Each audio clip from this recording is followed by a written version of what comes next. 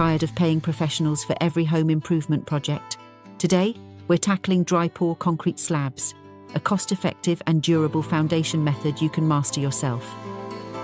A dry pour concrete slab involves pouring dry material onto the ground and adding water to create a solid base.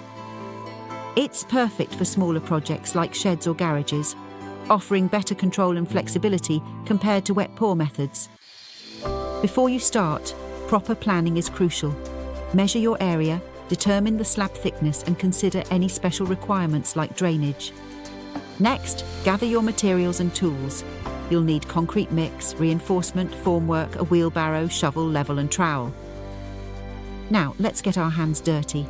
Start by preparing the area, clear any vegetation, level the ground, and install forms to contain the concrete. This step is vital for a sturdy foundation. Mixing the concrete comes next. Follow the instructions on the bag carefully, ensuring the correct water-to-concrete ratio.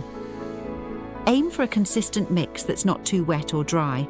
Pouring time, start in one corner and work your way across, using a rake or shovel to spread the concrete evenly. Check the level frequently and use a screed board to smooth out any uneven spots. Finishing touches are important. Use a bull float to smooth the surface, then add texture with a broom or trowel if desired. Don't forget to apply a curing compound to prevent cracking.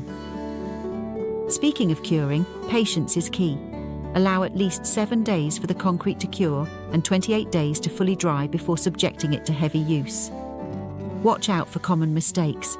Inadequate preparation, inconsistent mixing, and rushing the curing process can all lead to a weak or cracked slab.